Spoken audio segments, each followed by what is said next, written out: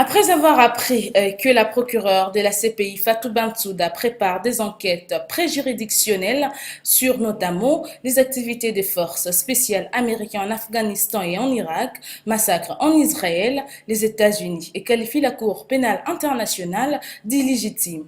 En réaction à ces bras de fer entre la Haute Cour et les pays de Oncle Sam, Maître Claude Bafoifoy parle de l'indépendance de la Cour. Où on s'est contenté de voir que les États-Unis s'est retiré de la Cour pénale internationale. C'est ça la grande question. Est-ce que les États-Unis n'avaient pas senti, par rapport aux actes posés dans certains pays par ces militaires, n'avaient pas senti le danger de voir ses propres militaires être exposés aux poursuites judiciaires que déclencherait la Cour pénale internationale?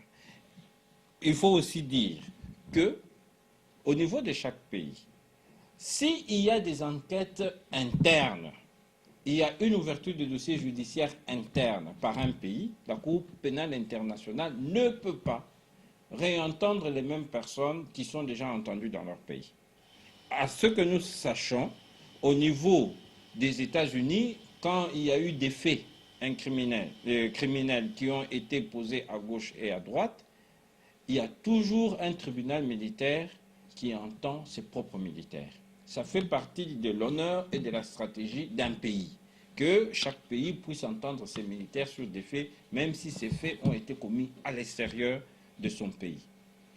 Et la Cour pénale internationale ne peut venir sur ces faits que si jamais il y a eu ouverture d'une action judiciaire dans le pays d'où vient le ressortissant, d'où le ressortissant a posé des actes criminels. Peut-être que les États-Unis n'ont jamais jugé ces militaires et ils veulent les protéger. Et en ce moment-là, comment concilier? Le mieux, c'est ce que nous avons vu aussi dans notre pays, qui avait des ouvertures des procédures judiciaires pour empêcher notamment la Cour pénale internationale de pouvoir intervenir dans certains dossiers. C'est politique. Mais dans les cas d'espèce, il nous reste peut-être à entrer en profondeur pour comprendre pourquoi il y a 2 ans, les États-Unis s'est retiré de la Cour pénale internationale.